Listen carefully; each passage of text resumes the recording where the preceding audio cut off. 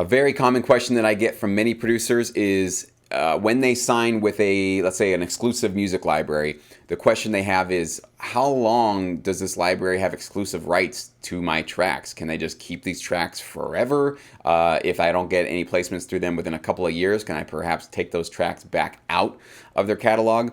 Really good question. It's something that I actually, when I first got started in sync licensing, had no idea that I could even ask for clarification on this. I just always assumed that every contract I signed with a library would just last for forever. It would just be in perpetuity, that whatever tracks I gave them, especially in an exclusive license, that they would just be able to have those tracks forever, because that's usually all I was offered when I first got started in this business. However, as I evolved and learned more about this industry, I started figuring out that there's something called a reversion clause that some libraries do offer. Maybe they don't offer it right up front and automatically include that in their licensing agreement, but they might be open to allowing you to basically being able to take your tracks back out of their catalog in a certain period of time. Usually it's 2 or 3 years, as long as, it's a very important thing, as long as those particular tracks did not get any placements. No income was earned through them. They didn't get any royalties. Basically, no financial activity was tied to your particular tracks, the ones that you want to potentially take out.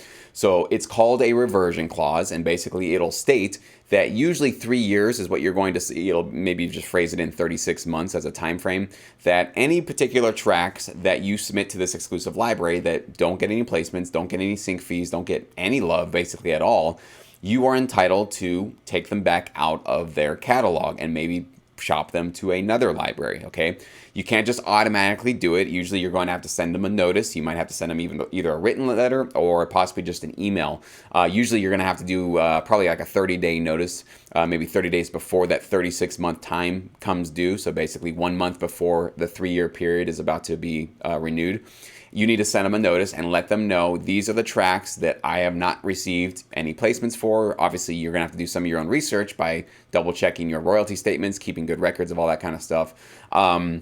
Usually, though, what I find is that if a library is generally performing for you, right? They're getting you some placements. You're starting to see some income through them. Maybe not every single track. In fact, I can guarantee you not every single track that you get placed or accepted by that library will get TV placements. But generally, if you're feeling good about the action you're getting with them, you're not going to want to go cherry picking and say, well, you've got, let's say 30 of my tracks placed, but there's 10 over here that haven't gotten any love. I'm going to go ahead and take those back out. If they're performing for you, if they're doing their job and they're getting you some decent placements, let them keep doing their job, right? And give them those other 10 tracks. And you never know, maybe in the next year, you'll start getting some placements with those 10 tracks. So you don't want to be nitpicking on the sort of the rim, the kind of the edges of what's not getting placed. If they're generally doing a good job, keep the tracks there, okay?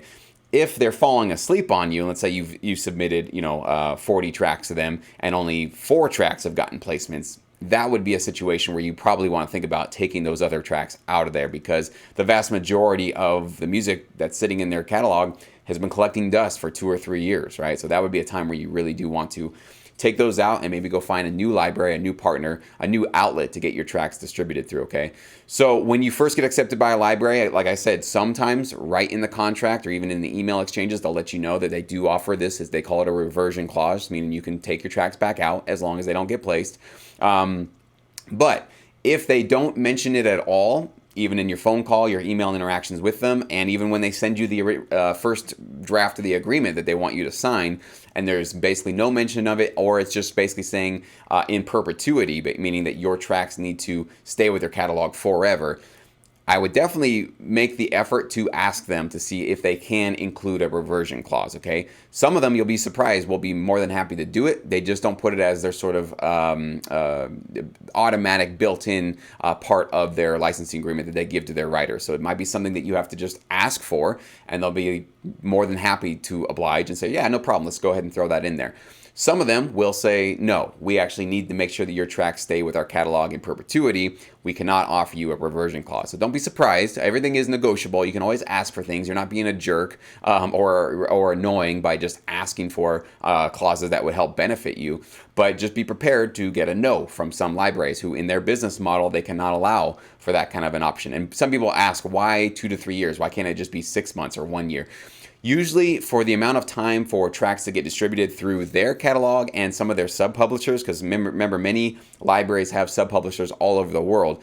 It takes time for those tracks to get circulated into other people's catalogs, to see, through all their clients, to basically shop their tracks to everybody, to see how long it takes. If you guys don't know, it takes 9 to 12 months for you guys to actually earn your royalties through this. It can take a long time between somebody saying, I would like to use this track, and that track actually making it to air and then turning around and showing up as publishing or writer royalties, so that the library can see, oh, hey, look, we got some action from this track with this client, right? It's just a slow moving business. It can take that 2 to 3 years before you actually start to see the fruits of your labor, which is why most producers bail out of this industry very quickly. This is not really a good fit for most people who don't have that patience to really just stick with it. But if you do have that patience, you can really see those great long-term benefits. So that's why the 2 to 3 year clause is usually the standard. It could be longer, it could be 5 years, it could be even longer than that, but that's usually what I've seen for most of my students that have been getting contracts through the libraries that I recommend. That's usually what they're seeing as well. It's 2 to 3 years, okay? So I wanted to make a standalone video just on this one topic because it's so important for you guys to even be aware that this is a possibility for you guys to be able to take those tracks out and go partner with another library if you're feeling like this particular library kind of fell asleep on you. Now, if they're saying no, right? No reversion clause, no, it's perpetuity or bust. Basically, you give your tracks to us forever to exclusively distribute to us forever, or basically don't sign this agreement and don't work with us. So how do you deal with that? Well, that's one of those situations where hopefully you've done your research. Hopefully you know the most about this library that you possibly can know. You've really understood about who their clients are, how long they've been in business, what kind of placements they've been getting, how active they've been recently with this placements. And also the most important thing is how much attention and sort of personalized attention they've given to you. If you reach out to them and they just give you a login link and say, here you go ahead and create your account and log in and upload your tracks here, probably not going to see a lot of personal love from them. Not a lot of, hey, they have an investment in you. They want to make sure that you become one of their inner circle writers and really start to pitch your music. If they're kind of treating you like one of the herd, it might be a cattle call company kind of situation where they just want to get as many, different library composers as possible. Don't give anybody any individual attention or time, or really go out and actively try to pitch for you. You're really in no different situation than maybe like a massive royalty-free library where anybody can just create an account and upload music. Nobody's really out there actively shopping or pitching your particular music, right? So the first indicator is, did they want to, at least get with you on a personalized email back and forth, right? Not just giving you a template here, create an account here. If they were offering to get on the phone with you, giving you their phone number, or saying if you'd like to call, here's their number. If they're offering you any sort of that personalized reach out and individual attention, really good sign. Okay, that means that they really value their writers. They understand the importance of really spending the time to talk and build a relationship with their writers. And those are usually the libraries you're going to get the best amount of placements and the best action with. Okay, now of course, still with all that said, really no guarantees in this industry. So you could commit, quite a large number of tracks to a library in perpetuity, and a lot of those tracks could just sit and collect dust and not do well. I made that mistake early on in my career. The biggest reason is because my tracks were not really that great, not really licensable, not very high quality.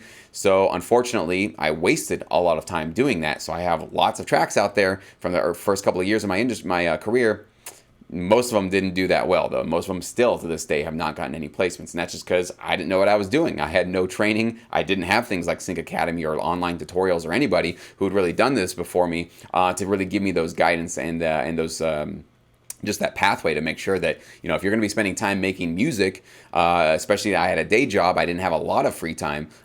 It should be something that you spend, you should be very focused and driven in terms of making the most licensable, high quality music you can possibly get. Not just doing whatever you feel like, just kind of, just what are stabbing in the dark or thinking like you have to reinvent the wheel to figure out how do you make a licensable track. We can take away, all of that guesswork with you. And that's why we did that with Sync Academy and all the Sync Academy pros that are teaching our tutorials.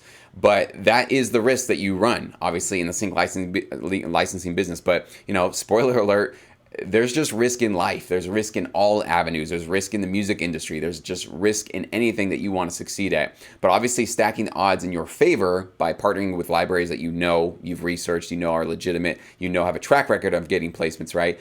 And you're delivering the highest quality content you possibly can, that really increases the odds that you're going to do really well with that library. So, the other thing you can do is if somebody's asking for in perpetuity, forever, you can't really take your tracks ever out of there. Maybe you do want to add that secondary library that does offer the reversion clause, and maybe put a little bit more effort and time into building your catalog with them, and just a little bit of time, once in a while in cranking out some tracks and throwing them this way. And then you can kind of A/B compare, because it's possible that this library who's asking for it in perpetuity actually performs the best for you. This one maybe won't. But you won't really see that, again, 9 to 12 months after you get your placement, so it's going to take time. But you can basically gauge how much time you want to submit to each one to minimize your risk for all the time and effort you're going to put into your music. So I hope that was clear. I hope that gives you guys some guidance and at least my personal thoughts and opinions on the reversion clause. It's a really great thing to at least ask for, even if you're not offered it up front. So please let me know your thoughts below if you guys have been confronted with the reversion clause issue before. What has been your experience in the industry? What have you guys seen from the libraries that you've interacted with or been accepted by? I'd love to know. So please comment below.